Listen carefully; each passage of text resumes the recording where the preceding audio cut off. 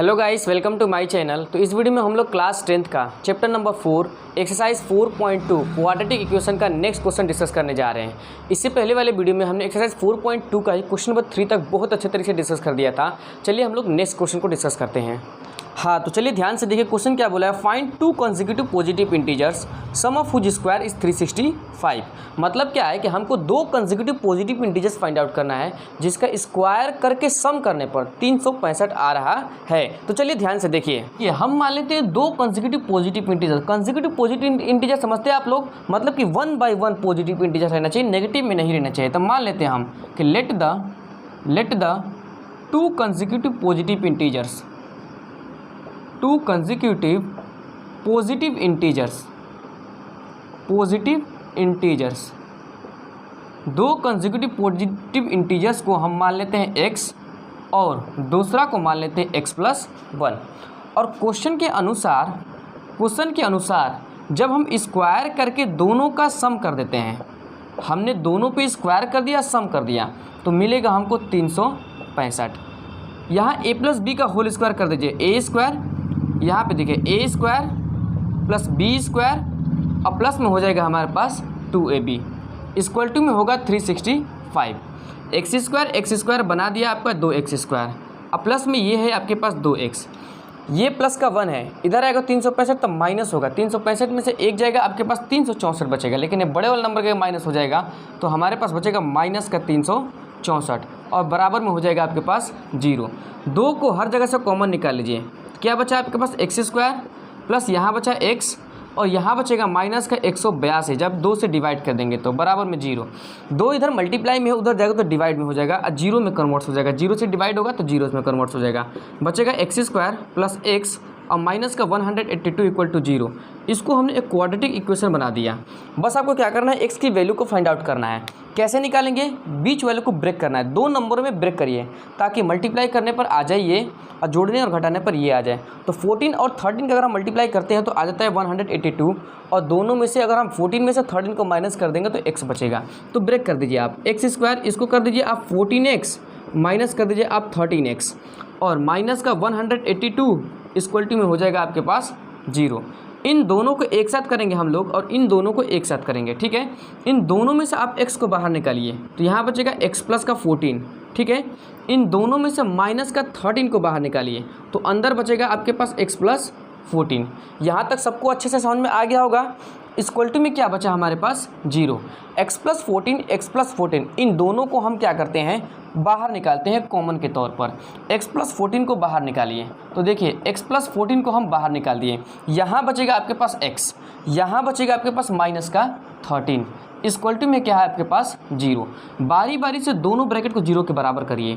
पहले ब्रैकेट को 0 के बराबर करेंगे तो यहाँ प्लस में इक्वल टू को उधर जाएगा तो माइनस का 14 आ जाएगा, ठीक है। दूसरे ब्रैकेट को 0 के बराबर करेंगे तो x इक्वल टू प्लस का 13 आ जाएगा। अब ध्यान से देखिए, हमने तो माना था जो नंबर, दोनों नंबर पॉजिटिव इंटीजर्स था, लेकिन यहाँ नेगेटिव में आ गया तो ये नेगेटिव वाला जो है ये नहीं हो सकता, इसीलिए हमने हटा दिया। तो x इक्वल टू हम 13 लेंगे तो हमारे पास जो फर्स्ट पॉजिटिव इंटीजर है, फर्स्ट जो नंबर्स है वो आ जाएगा 13। सेकेंड जो पॉजिटिव इंटीजर्स है, सेकेंड वो हमने माना है x+1, इसका मतलब 13 + 1 इक्वल टू हो जाएगा आपके पास 14। तो दो कंसेक्यूटिव पॉजिटिव इंटीजर्स 1 by 1 13 और 14 ऐसे हैं जिनको अगर हम क्या मल्टीप्लाई करते हैं तो आएगा हमारे पास 182। मतलब कि क्या होगा, उसको स्क्वायर करके सम करेंगे तो 365 आ गया होगा। आई होप कि आपको क्वेश्चन नंबर 4 बहुत अच्छे समझ में आया होगा। चलिए अब हम लोग क्वेश्चन नंबर 5 स्टार्ट करते हैं, जो कि बहुत अच्छे तरीके से, और वो भी हमारे पास क्या है, वर्ड प्रॉब्लम सवाल ही है। तो चलिए स्टार्ट करते हैं। तो चलिए क्वेश्चन नंबर 5 देखिए क्या बोल रहा है। The altitude of a right angle triangles is 7 centimetres less than its base. एक राइट एंगल ट्राइंगल्स है, उसका जो बेस है उससे एल्टीट्यूड क्या है, 7 सेंटीमीटर कम है। लेस मतलब कम। अब बोला if the hypotenuse is 13 centimetres, hypotenuse कितना है, 13 सेंटीमीटर्स है। फिर हमें दो साइड्स को निकालना है, जो आपका एल्टीट्यूड है, जो आपका बेस है, दोनों साइड, उन दोनों साइड्स को निकालना है। तो चलिए ध्यान से देखिए क्वेश्चन क्या बोला है। मान लीजिए एक हमारे पास क्या है जी, ये हमारे पास एक राइट एंगल ट्राइंगल्स है, ठीक है। हम मान लेते हैं ये हमारे पास हाइपोटेनियस होगा, ये हमारे पास बेस होगा, ठीक है, ये हमारे पास बेस होगा। तो एल्टीट्यूड क्या होगा, ध्यान से देखिए। हम मान लेते हैं क्वेश्चन क्या बोला है कि जो एल्टीट्यूड है वो बेस से कितना है, 7 सेंटीमीटर कम है। तो हम मान लेते हैं let the base of the triangles, of the triangles, triangles के बेस को हमने मान लिया x, इसको हमने मान लिया जो बेस है इसको हमने मान लिया x। तो फिर एल्टीट्यूड क्या आ जाएगी, एल्टीट्यूड, एल्टीट्यूड जो है आपका बेस से 7 सेंटीमीटर कम है। यही क्वेश्चन बोला कि the altitude of a right angle triangle is 7 centimetre less than its base.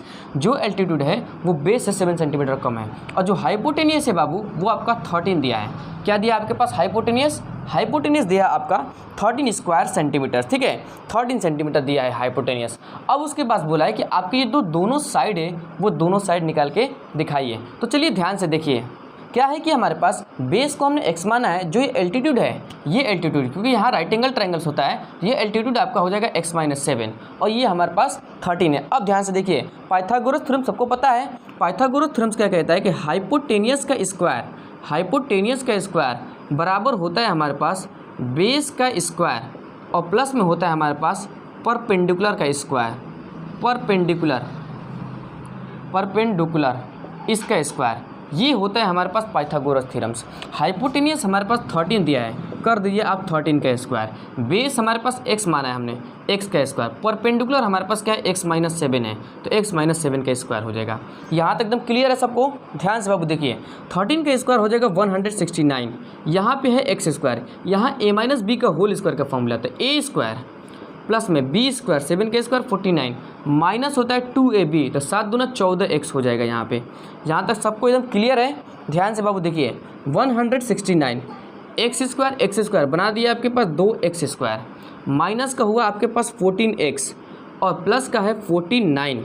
ये इधर प्लस में है उधर जाएगा तो माइनस में कन्वर्स हो जाएगा, यहाँ पे बचेगा 0। ध्यान से देखिए 2x स्क्वायर माइनस में 14x प्लस में है 49, ये उधर गया तो माइनस में हो गया 169 और बराबर में हमारे पास आया 0, ठीक है।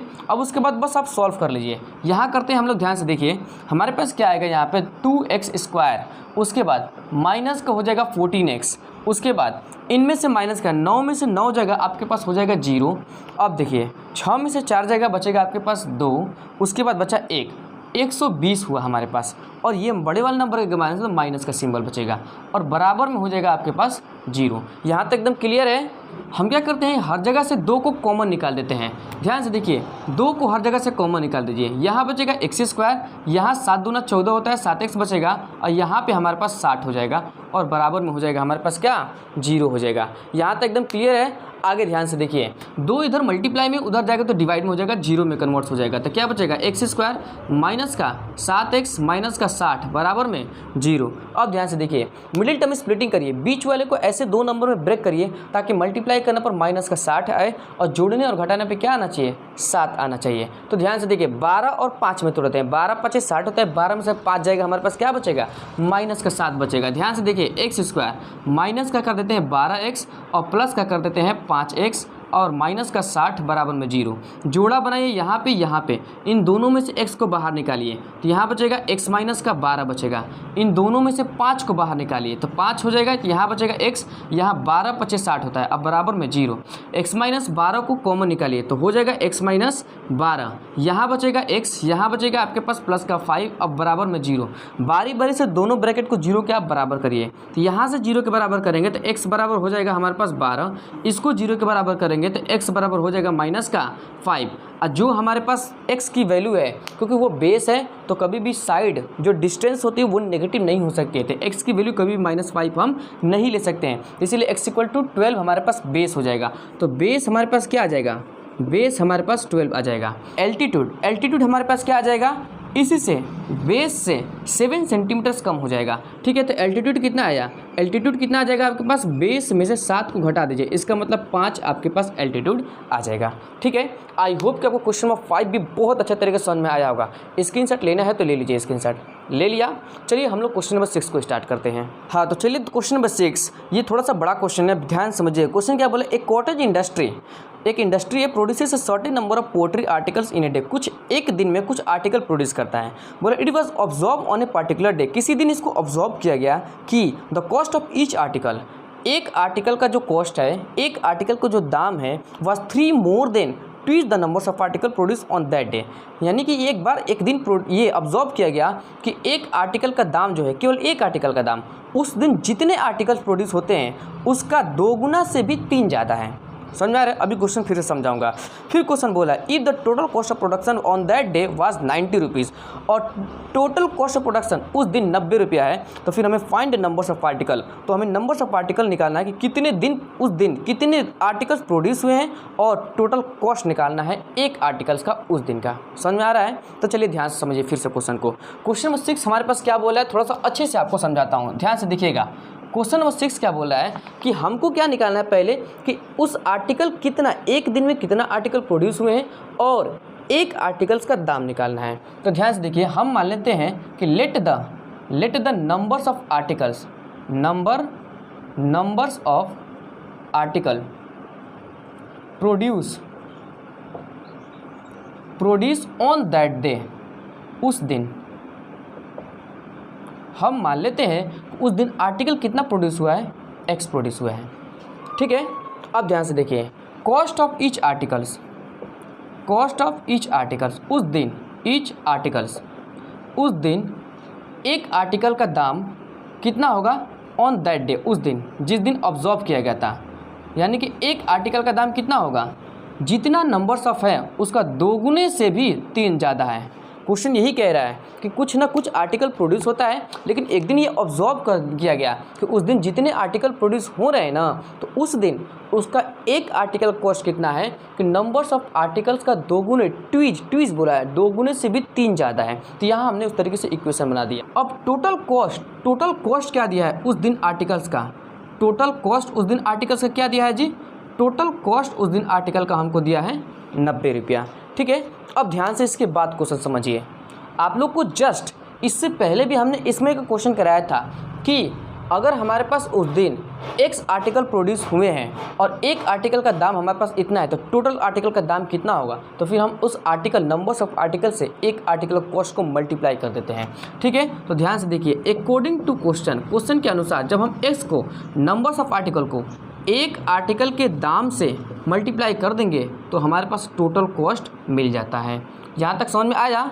आगे देखिए, x को यहाँ से मल्टीप्लाई करेंगे तो 2x² हो जाएगा, x को इसके साथ मल्टीप्लाई करेंगे तो 3x हो जाएगा, और बराबर में हमारे पास 90 आएगा। ठीक है, इसको इधर ट्रांसफ़र करिए तो देखिए 2x² और प्लस में हो जाएगा हमारे पास 3x, और यहाँ पे हो जाएगा हमारे पास माइनस में 90 हो जाएगा। क्या हो जाएगा? माइनस में 90 हो जाएगा। ठीक है, और बराबर में हो जाएगा हमारे पास क्या जी, बराबर में हो जाएगा हमारे पास 0। अब ध्यान से बाबू देखिए, हमारे पास अब ये एक क्वाड्रेटिक इक्वेशन बन गया है। आपको मल्टी टर्म स्प्लिटिंग करके इसको सॉल्व करना है और x की वैल्यू निकालना है। मतलब कि बीच वाले को इस तरीके से 2 नंबर में ब्रेक करिए ताकि मल्टीप्लाई करने पर लास्ट वाला नंबर आ जाए और जोड़ने और घटाने पर आपकी यही आना चाहिए। लेकिन यहाँ समझिए, x² के साथ कुछ नंबर मल्टीप्लाई में है। जब x² के साथ कुछ नंबर मल्टीप्लाई में रहता है तो इस नंबर को लास्ट प्लस से मल्टीप्लाई कर देते हैं, 90 दूना 180 आएगा। तो अब मल्टीप्लाई करने पर आपके पास 180 आना चाहिए और जोड़ने और घटाने पर आपके पास 3x आना चाहिए। तो मैं डायरेक्ट आपको कर देता हूँ, आप इसको मिडिल टर्म स्प्लिटिंग करिएगा एलसीएम का सहारा लेकर। ठीक है, तो चलिए देखिए, हाँ तो चलिए ध्यान से देखिए, हमने इसको 2 नंबर में ब्रेक कर दिया है, 15 में और 12 में। 15 में से 12 जगह 3x बच जाएगा, और 15 में 12 गुणा करेंगे तो यहाँ 180 आ जाएगा, 90 नहीं 180, क्योंकि इसका इसमें गुणा हुआ है। ठीक है, अब जोड़ा बना दीजिए आप, इन दोनों को एक साथ कर देते हैं और इन दोनों को हम एक साथ कर देते हैं। ध्यान समझिए, यहाँ से इन दोनों में से हम क्या निकालेंगे, x को कॉमन निकाल लेते हैं। तो यहाँ बचेगा 2 और एक x निकल गया तो 1x बचेगा, और बचेगा यहाँ पे कितना, 15 बचेगा। अब ध्यान से देखिए, इन दोनों में से पहले माइनस को बाहर निकालिए, और ध्यान से देखिए, जब हम माइनस को बाहर निकाल लेते हैं तो यहाँ से 6 को भी बाहर निकाला जा सकता है। तो यहाँ बचेगा हमारे पास 2x, और यहाँ पे बचेगा हमारे पास कितना, यहाँ पे बचेगा हमारे पास 15, 15 6 के 90 हो जाएगा, और बराबर में बचेगा हमारे पास 0। बारी बारी से इस दोनों ब्रैकेट को कॉमन निकालिए। ध्यान से देखिए, 2x और प्लस में हो जाएगा 15, यहाँ बचेगा आपके पास x, यहाँ बचेगा माइनस का 6 और बराबर में 0। बारी बारी से दोनों ब्रैकेट को 0 के बराबर करिए। 2x प्लस का 15 को पहले हम 0 के बराबर किए, फिर x माइनस 6 को हम 0 के बराबर किए। यहाँ से देखिए 2x है, ये 15 उधर जाएगा तो माइनस में हो जाएगा, 2 इधर मल्टीप्लाई में है तो उधर जाएगा तो हमारे पास क्या हो जाएगा, डिवाइड में हो जाएगा। ये x की वैल्यू पहला आया हमारे पास, ठीक है। यहाँ x इक्वल टू क्या है, माइनस का 6 उधर जाएगा तो प्लस का 6 हो जाएगा। अब ध्यान से देखिए, जो x है उसको हमने क्या माना था, नंबर्स ऑफ पार्टिकल्स माना था, और नंबर्स ऑफ पार्टिकल जब माने हैं तो कुछ ना कुछ आया होगा, वो नेगेटिव में तो कभी नहीं हो सकता है, तो x की वैल्यू कभी भी नेगेटिव में नहीं हो सकती है, ना ही फ्रैक्शन में हो सकती है। दूसरा चीज़, तो ये हमारे पास x की वैल्यू होती है, ये क्या है, ये नंबर्स ऑफ पार्टिकल्स उस दिन जो प्रोड्यूस किया है, ये हमारे पास क्या है, numbers of articles. Numbers of article एक दिन का आर्टिकल कितना प्रोड्यूस हुआ है, 6 आर्टिकल प्रोड्यूस हुआ है। और कॉस्ट ईच का आर्टिकल्स का, ईच आर्टिकल का कॉस्ट, यानी कि cost of each articles, each article cost कितना है जी, 2 गुने से 3 ज़्यादा है। इसका मतलब 6 दूना 12 प्लस में 3 15, तो हो जाएगा हमारे पास 15 हो जाएगा, ठीक है। तो आई होप कि आपको क्वेश्चन नंबर 6 भी बहुत अच्छे से समझ में आया होगा, और ये एक्सरसाइज 4.2 का लास्ट क्वेश्चन था, ठीक है। तो आई होप कि आपको सारा क्वेश्चन एक्सरसाइज का 4.2 का सारा क्वेश्चन बहुत अच्छे से समझ में आया होगा। और एक बात और भाई, अगर आपको मेरा एफर्ट पसंद आ रहा है तो प्लीज़ मेरे वीडियो को लाइक शेयर एंड सब्सक्राइब कर दीजिए, और ज़्यादा से ज़्यादा शेयर करिए, ताकि ये वीडियो हर बच्चे तक पहुंच पाए और हर बच्चे अपने एग्जामिनेशन में एक अच्छा स्कोर कर पाए, ठीक है। और ये आप मत देखिए कि हम व्हाइट बोर्ड पे पढ़ा रहे हैं तो आप वीडियो को पसंद नहीं करेंगे, बस देखिए कि आपको किस चीज़ से समझ में आ रहा है, किस लेक्चर समझ में आ रहा है। अगर व्हाइट बोर्ड से समझ में आ रहा है तो आप इससे पढ़िए, इसमें दिक्कत क्या है, बस आपको फ्री ऑफ कॉस्ट आपको कंटेंट मिल रहा है ना।